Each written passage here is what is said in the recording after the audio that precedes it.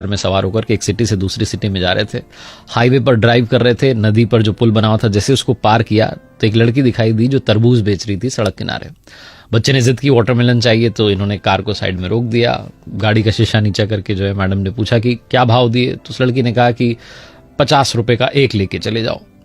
तो ये जो मैडम थी मोल भाव करने लगी कि 30 रुपए, उससे ज्यादा नहीं। वो बच्ची कहने लगी कि आप गजब कर रहे हो, आपने तो 30 रुपए बोल दिया। तो मैडम ने कहा चलो 40 रुपए। तो उस बच्चे ने कहा अरे 40 का तो हमें ही पड़ा है, 45 का मैं आपको दे सकती हूँ। ये भाई साहब जो थे, पति जो थे, मुस्कुरा रहे थे कि क्या ये जिद बहस कर रही है इतनी छोटी सी बात पर। और जो मैडम थी वो मोल भाव में लगी हुई थी।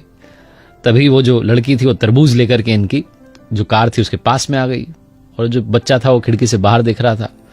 तो मैडम थी, उन्होंने एक और इमोशनल दाव खेला। उन्होंने कहा कि अपने छोटे भाई के लिए दे जाओ 40 रुपए में। तो उस बच्चे ने कहा अरे वाह कितना प्यारा बच्चा है, क्या नाम है इसका? तो उस बच्चे ने बताया मेरा नाम गोलू है। कहने लगी वाह तुम तो सच में गोल मटोलो। और तब जो है उसने वो तरबूज उसके बच्चे के हाथ में रखना चाहा, तो वो जल्दबाजी में छोटा बच्चा कहां संभाल पाता, वो नीचे गिर गया। 5 किलो करीब का तो तरबूज रहा होगा, उसके 3-4 टुकड़े हो गए। बच्चा रोने लगा कि मेरा तरबूज गिर गया।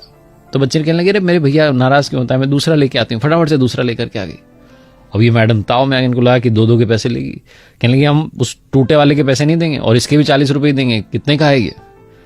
उस बच्ची ने कहा, जो लड़की बेच रही थी तरबूज की, मुझे तो आंटी जी कुछ चाहिए ही नहीं, मैं तो अपने छोटे भैया के लिए लेकर आई हूं, मेरी ओर से तोहफा है इसके लिए। तो कहने लगी नहीं तुम पैसे तो लो।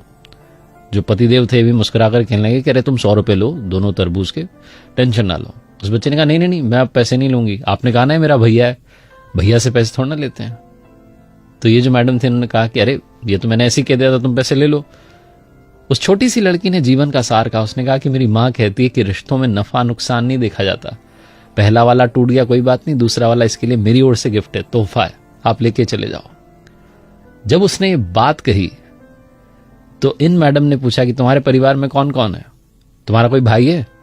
उस लड़की ने कहा मेरा भाई तो, और ये कहकर के रोने लगी कि कुछ समय पहले ही उसकी जो है डेथ हो गई, बीमार हो गया था, हम हॉस्पिटल ले जाते तब तक उसने दम तोड़ दिया, 2 साल का था वो। मुझे तो इसमें अपना भैया नजर आया, आप लेके जाओ तरबूज। ये जो मैडम थी ये जहां से आ रही थी अपने घर से और दूसरे शहर जहां जा रही थी, वहां पर किसी के रिलेटिव के यहां पर जाना था, गिफ्ट देना था, कंगन लेकर के जा रही थी।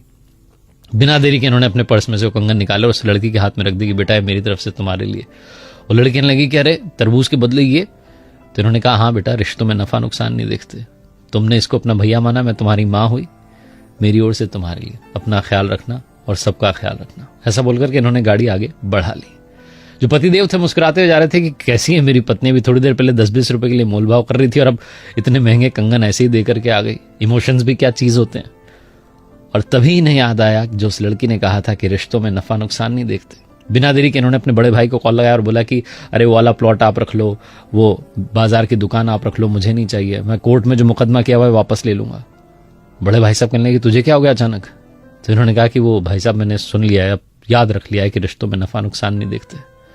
बड़े वाले भाई साहब भी पिघल के कहने लगे कि अरे मेरे छोटे इतने प्यार से पहले बात करता तो बात आगे बढ़ती नहीं, आजा घर पर चाय पीते हैं और सब सॉल्व कर लेते हैं। बहुत छोटी सी कहानी है जिसका सार ये समझाता है कि रिश्तों में नफा नुकसान मत